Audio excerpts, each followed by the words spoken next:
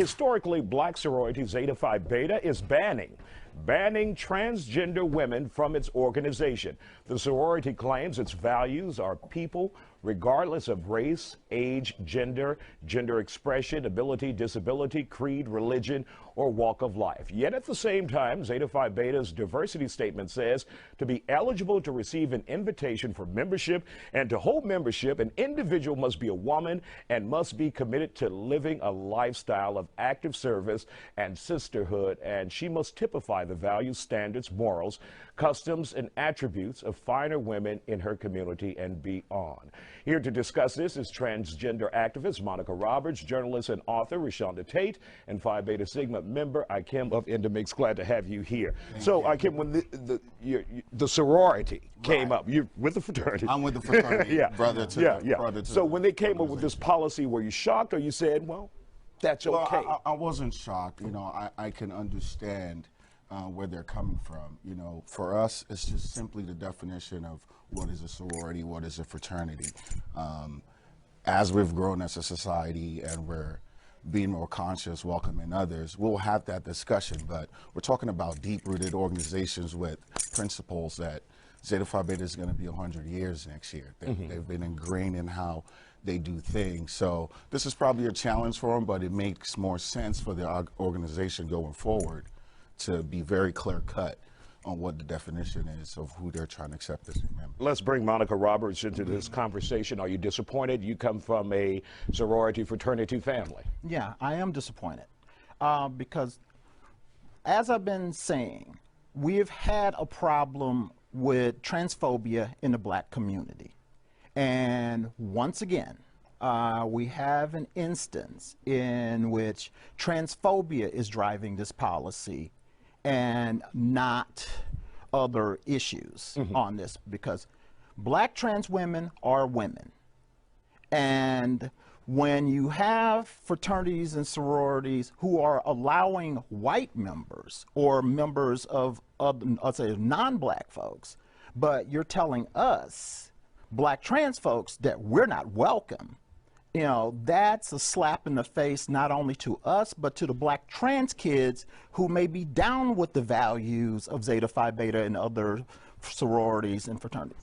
Let's bring Rashonda Tate, author and journalist, here in this, and also member of AKA, right? Yes, okay. Alpha Kappa Alpha. All right. Earlier I called you a Delta, and Tori's like, no, she's not. Get it right. Do not do that. It's all love. My mom would be chewing on that one. The devil is busy. So your assessment of all of this, number one as a journalist, number two as a member of a sorority. You know, I think many of the sororities, as you said, are ingrained in their tradition. And so I think that is where a lot of it is coming from. I disagree that it's a transphobia. I think that it is just a matter of this is how we have been, this is our tradition, and it is a continuing of that tradition. I did speak with several members of various sororities on this topic, and a lot of them do feel, and it may come with education, a lot of them feel, well, we outreach to young girls, and so Zetas are about finer womanhood. And so it's about educating, because in a lot of the members' minds, a transgender woman can't relate to what it's like growing up as a little girl, the challenges of. However, Rashonda, you have trans kids who are transitioning starting as early as 5. True. So that excuse doesn't wash anymore. There is a black trans girl that I know who is age 10 right now.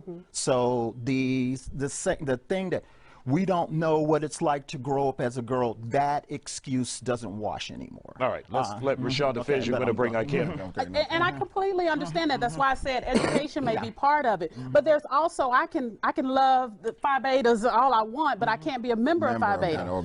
But what I can do is I can support that organization.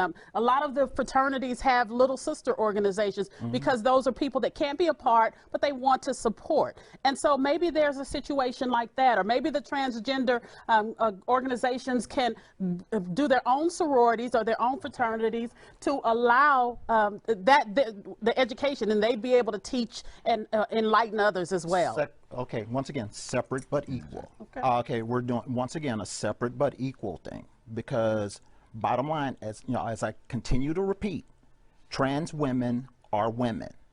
Okay, so if I grew up in an AKA family, My sister and my mom are AKAs. I've been down with the mission of AKA. I read Ivy Leaf magazine as a kid growing up. I said, there are other trans women that I know who would absolutely love to join a Black Greek letter organization.